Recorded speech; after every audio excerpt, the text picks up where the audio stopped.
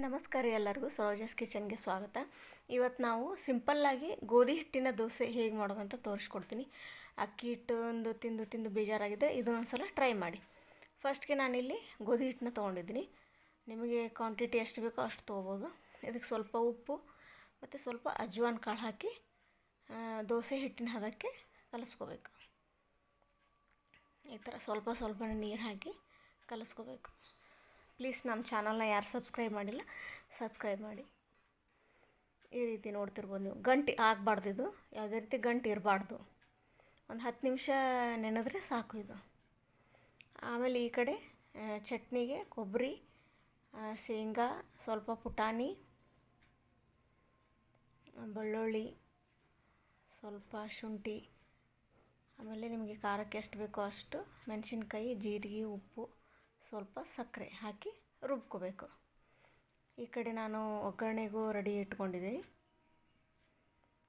ಸಿಂಪಲ್ಲಾಗಿ ಜೀರಿಗೆ, ಸಾಸಿವೆ, ಕರಿಬೇವು ಒಗ್ಗರಣೆ ತೊಗೊಂಡಿದ್ದೀನಿ.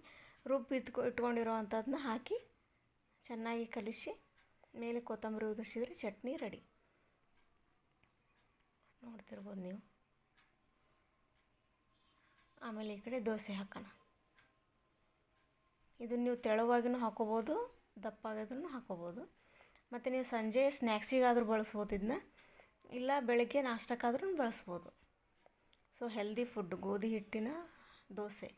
ಇದರಲ್ಲಿ ಯಾವುದೇ ರೀತಿಯ ಮೈದಾ ಹಿಟ್ಟು ನಾವೇನೂ ಬಳಸಿಲ್ಲ, ಪ್ಯೂರ್ ಗೋಧಿ ಹಿಟ್ಟು. ನೋಡ್ತಿರ್ಬೋದು ನೀವು ದೋಸೆ ಹೇಗೆ ಬಂದಿದೆ ಅಂತ. ಮಕ್ಕಳು ಲಂಚ್ ಬಾಕ್ಸಿಗಾದ್ರೂ ಹಾಕ್ಬೋದು ಇದನ್ನ. ಮನೆಗೆ ದಿಢೀರ್ನೆ ಯಾರಾದರೂ ಸಾಯಂಕಾಲ ಗೆಸ್ಟ್ ಬಂದರೆ ಮಾಡ್ಬೋದು ಇದನ್ನ. ನೋಡ್ತಿರ್ಬೋದು ದೋಸೆ. ಇದೇನು ಯಾವುದೇ ರೀತಿ ಅಂಟ್ಕೊಳೋದಿಲ್ಲ, ಸಾಫ್ಟಾಗಿ ಬರುತ್ತೆ.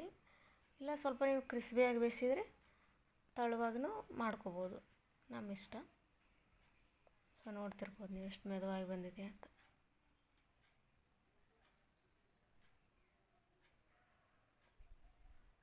ರುಚಿಕರವಾದ ಗೋಧಿ ಹಿಟ್ಟಿನ ದೋಸೆ ಹೇಗೆ ಬಂದಿದೆ ಅಂತ ನೋಡ್ತಿರ್ಬೋದು ನೀವು ಇಲ್ಲಿ. Thank you for watching.